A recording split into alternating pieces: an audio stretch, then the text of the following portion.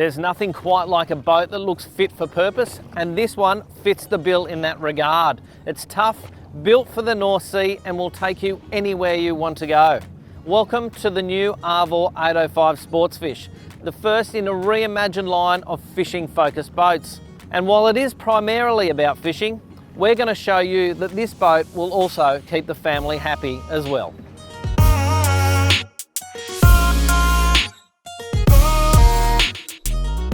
Arvor have set about redesigning the Sportsfish range, and the 805 is the start of a rollout that will include the 705 down the track.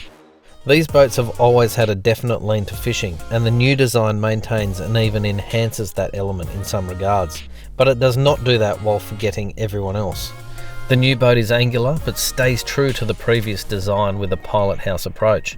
If you are the type of person who wants to head wide on long runs in often terrible conditions, you hate getting wet and banged around, this is the boat for you.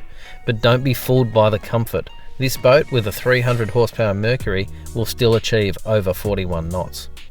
But first, let's look at the space and the design internally. You've got this pilot house or cabin which is pushed reasonably well forward, and that leaves this entire area down the back, the cockpit, set up essentially as the perfect fishing station. The cockpit is spacious with easy entry via twin walkways from the stern swim platforms on either side that continue all the way to the jump seat at the bow. There is also a cockpit gate gangway entrance on the starboard side. This is not something you see on other boats in this class.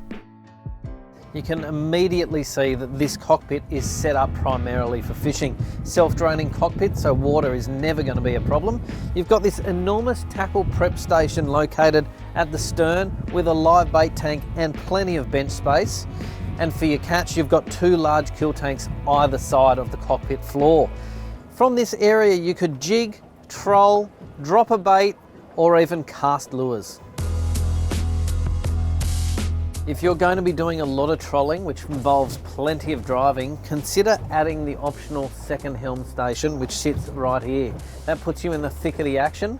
It means you're never too far away from seeing what's going on. In this case, we've got an optional sounder mounted here. That's another good thing to have so that you're not constantly trying to look over the seat from the cockpit to see what's going on down there. The high-sided nature of the space here means two things for me. One, you can brace yourself against the side and get your toes well under the gunnel for maximum comfort while fighting fish. And two, kids especially are going to be safe in here. And while it seems like all business, this is where Arvor have actually thought about who else may step aboard. In this instance, family and friends are well catered for. You've got fold-out seats, one in the starboard side and the one I'm sitting on here, that turns this area into a neat entertaining space. But really where I think this boat will excel is anyone that's looking to travel for a few hours offshore. Places like Lady Musgrave Island spring to mind. You're going to stay overnight and then you're going to fish the next day. After a hard day or just to get out of the weather, the perfect place to do it is inside this pilot house or cabin. It's fully enclosed and it's very quiet with all of the windows shut. Most owners will elect to add the cruising pack. That adds a fridge, a sink, and a little bit more overnighting capability and comfort to what is a very capable boat.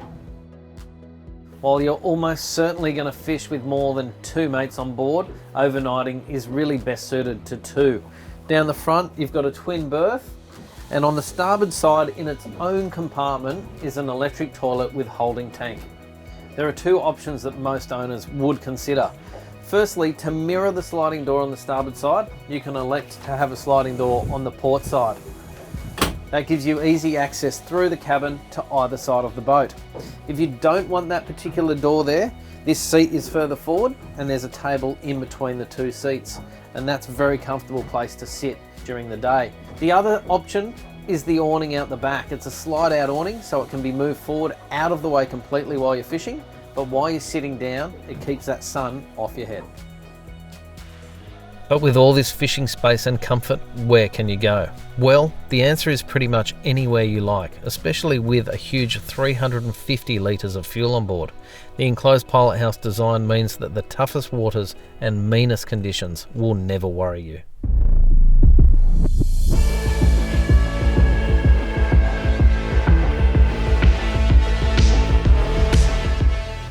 With a 300 horsepower Mercury on the back, this boat is very fast, in fact class leading. It jumps onto the plane quickly and accelerates all the way to a top end speed of 42 knots. It will get you to your fishing ground in no time at all. Do not be fooled by its bulky appearance. The performance is excellent with a 300 horsepower on the back, but if you want a little bit more top end speed, you can elect to have up to 350 horsepower. You can choose to put that in a single or a dual engine configuration, but the maximum is that 350 horsepower limit. The newly designed hull does not have a sharp entry and it widens quickly, which is why there's so much space on board. It does mean that this boat has to be driven to the conditions. That said, if it does push spray and it happens to blow back onto the boat, you're fully enclosed in a pilot house. So what do you care? Press the button for the windscreen wiper and visibility is perfect. The steering is direct enough and it goes where you point it. It's also a heavy feeling boat, and what I mean by that is it doesn't tend to get pushed around by the swell too much, and that's an excellent thing if you're slow trolling with a live bait out the back for a marlin. There are a few systems on board that help you control the vessel.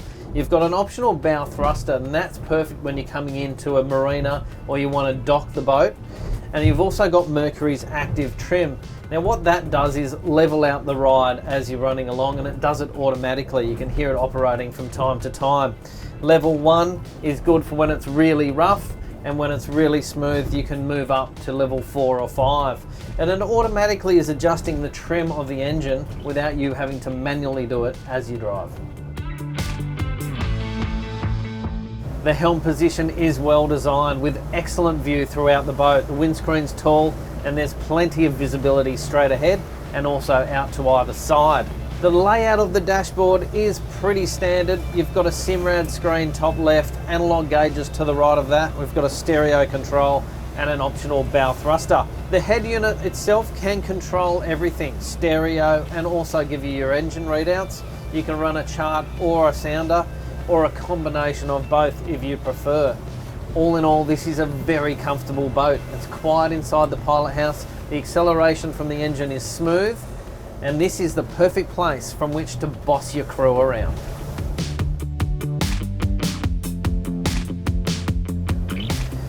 The Arvor 805 Sportsfish is going to appeal to the owner who is considering long runs offshore to the fishing grounds. A person who is going to spend most of their time fishing, but also wants a little bit of comfort to have the family aboard perhaps 30% of the time. It's not a dedicated game boat, but it certainly will get you out there in that realm very easily. But it's the versatility that's going to appeal. You're enclosed in a pilot house, so any conditions are going to be perfect for you to go out in, and you've got plenty of room in the cockpit. You can soak a bait, jig, or even troll if you like. For more information and to check out the rest of the Arvor range, head to the Arvor website.